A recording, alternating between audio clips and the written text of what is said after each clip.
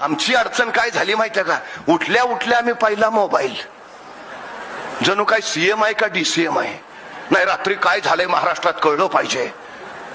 आणि काय बघणार, मेसेज गुड मॉर्निंग, गुलाबाची लाल फुलं. नाही तिथं फालतू वेळ घालवतो. नाही तिथं, मी वारंवार सांगतो, त्या पोरांकडनं अपेक्षाच करू नका. ज्या पोरांच्या आई बापाच्या हातात मोबाईल आहे त्यांच्या पोरांच्या हातात मोबाईलच असणार. तुम्ही पुस्तक यायची अपेक्षा करूच नका. आई बापाच्या हातात पुस्तक आलं ना, पोरांच्या हातात आपोआप पुस्तक येतं. सगळ्यात महत्वाची गोष्ट आहे ती. सगळ्यात आमची अडचण ती झाली आहे. मला एका प्रश्नाचं उत्तर द्या.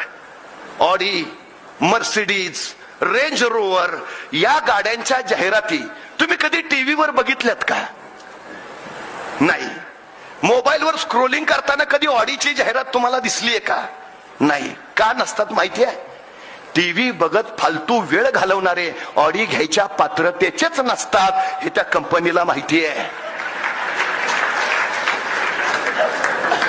जे मोबाईलवर टाइमपास करताय ना त्याची लायकीच नाही रेंज रोवर घ्यायची. त्याला जाहिरात दाखवून उपयोगच नाही. त्याला जाहिराती कुठल्या? Rummy circle.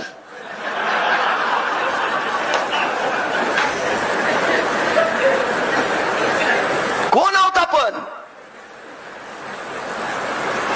आमची अडचण सगळ्यात मोठी ती झाली हो.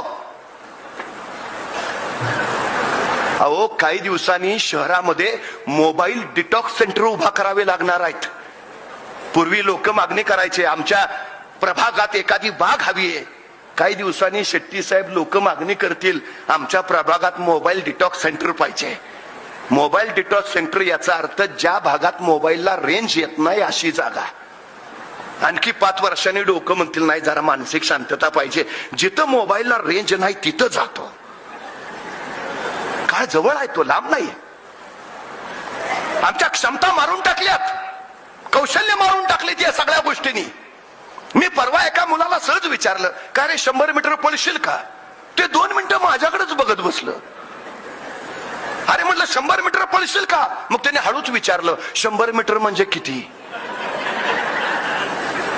मला लक्षात आलं काय झालं. मी त्याला विचारलं, तू काय खेळ खेळतोस का? नाही म्हणला, सगळे खेळ खेळतो. क्रिकेट खेळतो, फुटबॉल खेळतो, हॉलीबॉल खेळतो, बॅडमिंटन खेळतो. म्हटलं मग एवढे सगळे खेळ खेळतो, दिवसभर मैदानावरच असतोस का काय? तर म्हटलं मैदानावर नाही, मोबाईलवर खेळतो.